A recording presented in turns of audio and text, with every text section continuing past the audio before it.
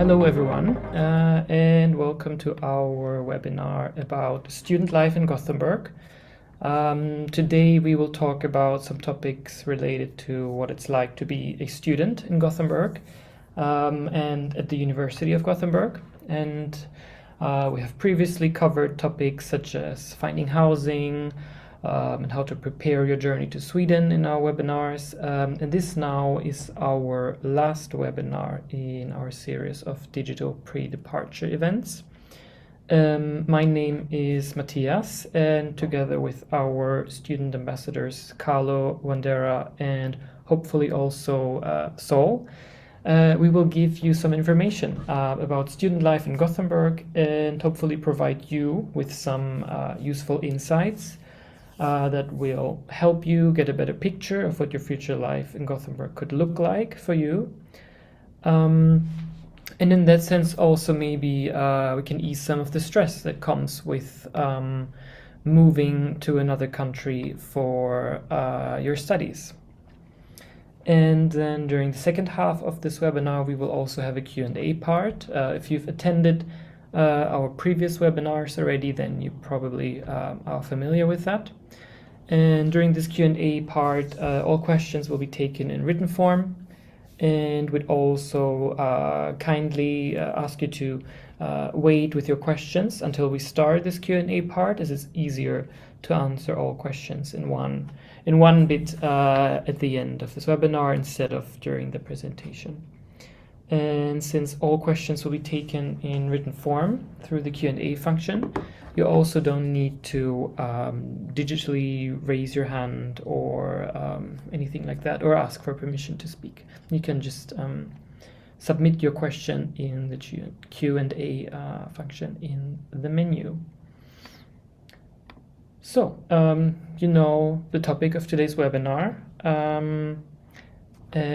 student life, and this is what we will be talking about today. We'll talk a bit about the university campus locations, student unions and student associations, activities that you can do in Gothenburg, and study and classroom culture at the university and at a Swedish university maybe in particular.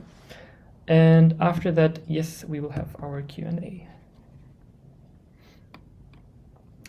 So in our previous webinars, we already talked a lot about the city of Gothenburg, more in detail than we will today. And as you might know already, Gothenburg is Sweden's second largest city, but as such it is still rather easy to navigate and has a great laid-back atmosphere, while still feeling like a relatively big city with an international feel to it. It's really quite easy to get around the city, and at the University of Gothenburg, the city is pretty much your campus. The university is a university in the city, so here you can see that our different campus locations are spread all throughout the city center. The university does not have a big campus somewhere in the outskirts of the city like some other universities have. So you are always close to the vibrant and active city life, which I would say is truly enriching to your experience here as a student.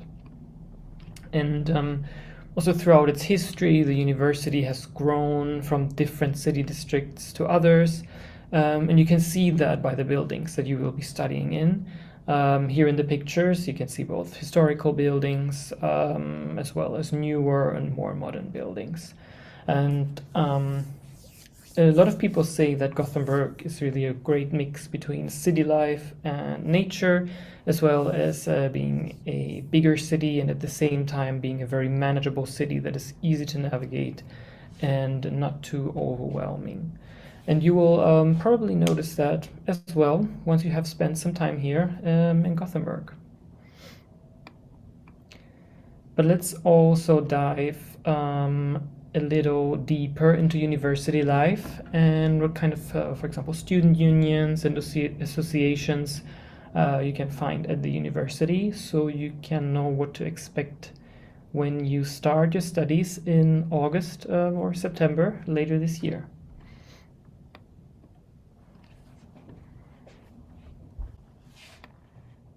Okay, thank you, Matthias. So, as Matthias has said before, my name is Wandera, and I'm currently studying my master's, finishing in 2 weeks' time. So, you're quite busy here.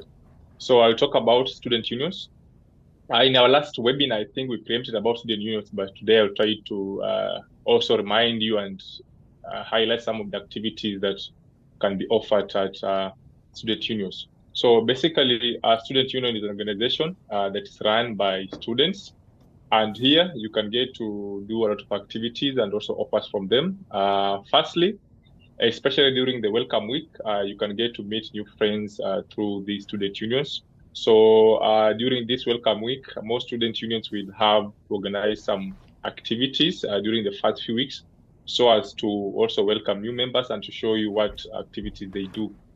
So I can remember when we were coming 2 years ago, we had some student union activities and some barbecue at some park, and there we met new friends. And up to today, of course, we still make contact. So it's a place where you can meet friends for you to kick off your stay in Sweden, especially for international students.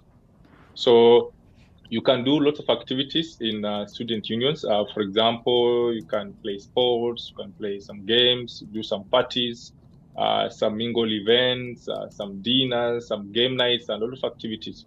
So these activities, especially during the welcome week, will aim to help you integrate quickly, both with how school life works and also outside the school life. So if you want to dig in more information about the activities and that respective student unions do, you can basically check on the student websites for respective student unions. You can also check on the social media handles and also maybe on notice boards around the campus while you're here. So other thing, these student unions will also look after your interest while here studying at the University of Gothenburg. So the union can help you with your study environment. For example, there are many health and safety representatives who actually work with environmental issues. So you can approach these representatives if you think that there's something bad or you want to make some opinion, some improvement about your study environments. For example, how your class looks like, if you want to have maybe more places to read, more microwaves, and so on. So within the student unions, we also have something called the student associations. So student unions have these many student associations that also arrange activities for students. So there's always something for you to do in the association, irrespective of what you do or what you want. For example, you can do some dancing, some singing, playing music, and most other activities. So some other student unions and associations will operate some like pubs. I know maybe this handles one, the School of Business should have one. So where students can meet in the evenings or over the weekends if they're interested. So if you're interested about also this student association, you can also check about the website of your respective student unions. And because different unions will have different associations and will have different activities. So, however, I will also try to share a link in the chat after I finish my presentation for you to follow. So we also have student buddies. So these are basically students who work on a voluntary basis to try and welcome international students to the University of Gothenburg. So most they will organize some social activities, some mingle where you can come and chat and bring you to speed about the life outside of the life of campus. So I believe by now you should know your student unions. Otherwise, as I've said, I've still share a link for you to join. So as you can see in not in my slide, we have like the handles, student union. We have the one that's for business. We have the Yota student core, I think, for natural sciences. And I think we have one also for social sciences. So I will basically send the link in the chat for you to follow around. And hopefully I will stick around for more questions at the end. Thank you. Yes, all right. So you can see in the chat, I just sent a link about with more info about student unions. You can read about what kind of student unions exist at the University of Gothenburg. And after this webinar, you will also receive a recording and an info email where you can read up on everything that we are talking about today.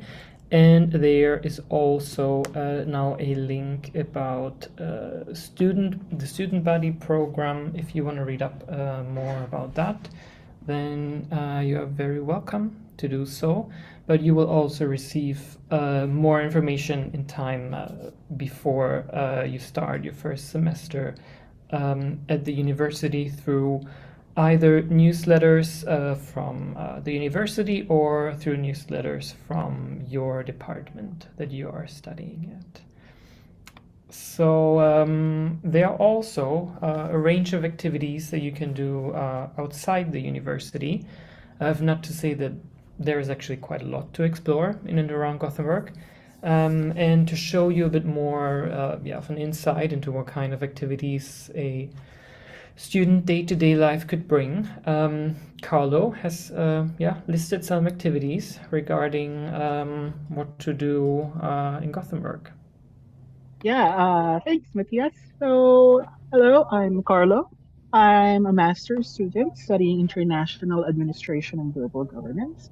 And like Bandera, I am also graduating. So, yeah, so let's talk about what you can do in the city of Gothenburg. So, as Matthias had said, Gothenburg has all the conveniences of a city without being hectic and overwhelming. So it's well connected by public transport, it's very walkable and bikeable and safe.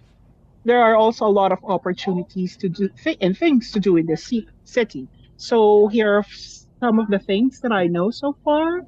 So one, if you have an active lifestyle, there are a lot of gyms in Gothenburg, and most of them offer discounts for students with Mesonote. So be sure to download that app and register for it.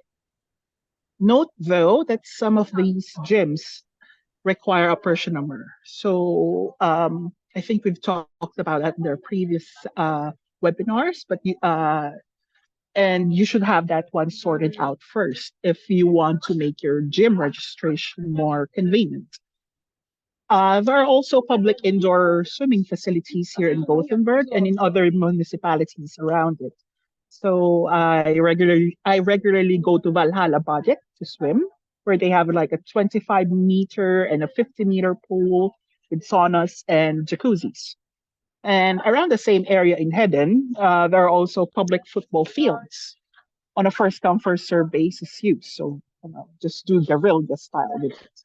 And there's also a Taekwondo studio at the Valhalla Sports Center in the area. So this is very near this.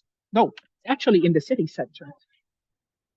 So, and for the foodies, in Gothenburg offers a lot of restaurants from different cuisines. So, my personal favorite is Aroidi, and I don't know how to pronounce this, but Kutiao for Thai cuisine, and Koye for my ramen craving. So you can look them up in Google, but you can also have them here in. These are some of my favorite restaurants in Gothenburg. So yeah, but if you're poor like me and prefer to cook at home, but miss your familiar flavors of home, there are specialty shops in Gothenburg that offer goods from East, Southeast, and South Asia. Or they also have halal groceries here and some supplies from the sub-Saharan region. And as far as I know, I think most groceries in Gothenburg offer a wide selection of vegan goods. So you can buy them off from the supermarket. Uh, and if you want to have fun with friends, Gothenburg has a lot of bars and clubs where you can drink and dance. Most of them are around Avenue, like Yakida or Lounge. There's also a gay bar called Greta's. And on some Fridays or Saturdays, there's also a guerrilla where you take over of bars. There's a group chat for that. But for me, I prefer to speak easy bars around the city. And I recommend Eli's Corner and Stranger, which are all found in the city center. And if you love beer, well, Gothenburg is the craft beer capital of Sweden. There are 36 microbreweries in the city that offer unique flavors found only here in Gothenburg. So, next slide. Okay, so yeah, so there are also a lot of museums in Gothenburg. Publicly owned museums are usually free for students with mecenat. These museums include the City Museum, the Art Museum, the Röhsska Museum, or the Museum of Art of Everyday Things. Some museums charge a fee, usually a period ticket for 1 year for like 100 SEK. So that's like 10 euros, $10. Yeah. And some of these are the Natural History Museum and the World Culture Museum. And there are also various attractions here in the city. The most popular one is Liseberg, the largest amusement park in Scandinavia. There's also Slottsskogen, where you can just chill in the park or see some penguins at the free zoo in the park. And if you're feeling some quiet seaside vibe, I recommend going to the archipelago. So Gothenburg has some islands off the coast where you can have a relaxing time to get away from the city hustle. You can go there via boat that regularly leaves from the port in Saltholmen. It's connected with the public transportation network of Gothenburg, so getting there is quite convenient.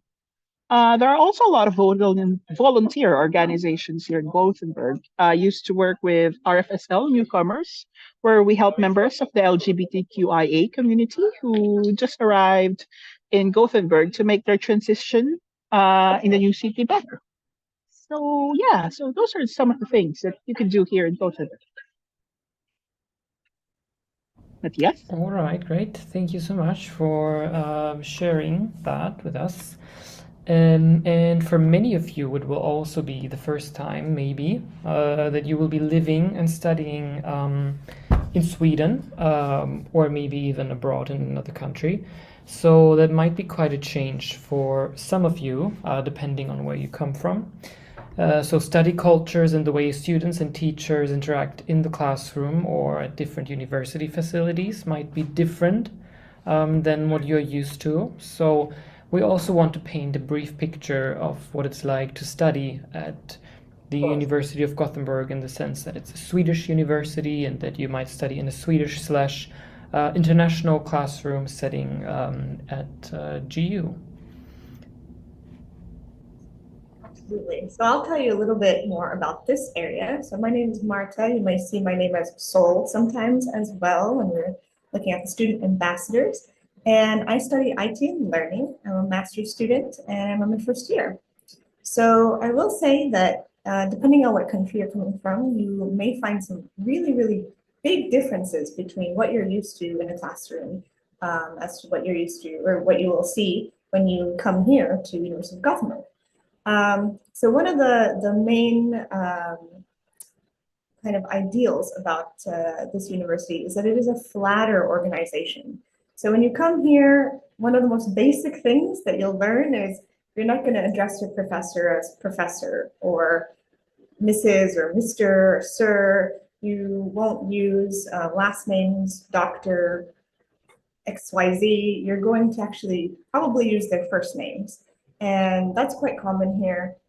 And I have never met any professor or anybody who wants to be addressed as Dr. or Mr. or Mrs. So that's overall, that's kind of the feel that you'll have, that you'll have a lot of equality between your peers, between the faculty and the staff here. So it's not really hierarchical in a really traditional sense. Overall, you also as a student will be very, very much expected to participate.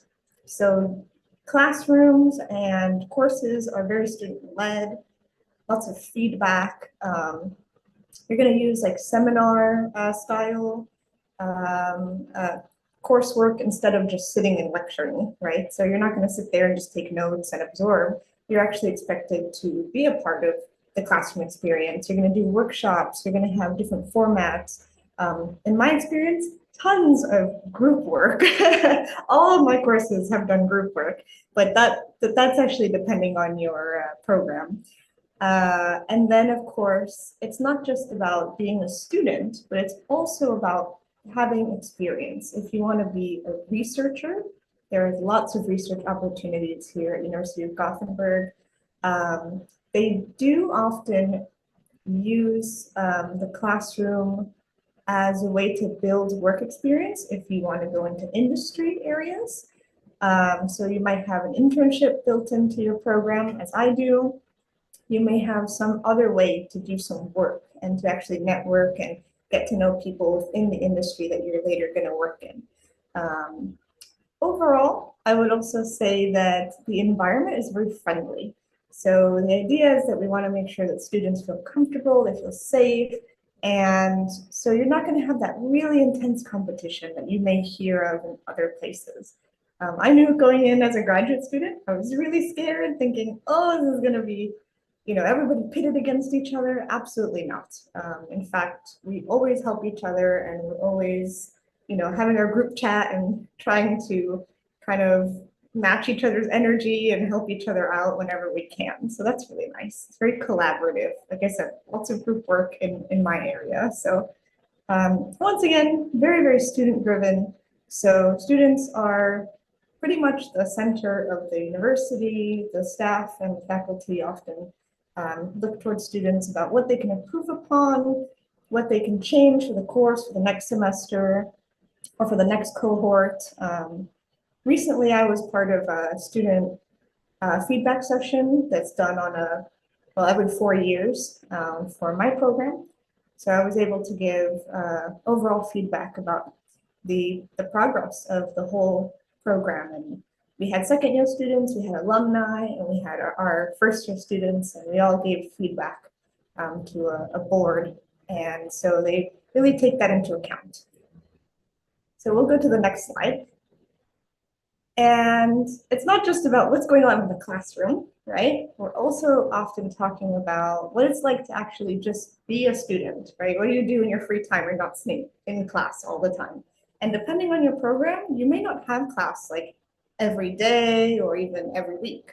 You may have very different schedule depending on what course you're taking and how many courses you're taking and what program you're in. That's going to look different for every single program and every single course. So in terms of study places, it's really important. We think, okay, where am I going to study? Where am I going to spend a lot of my time?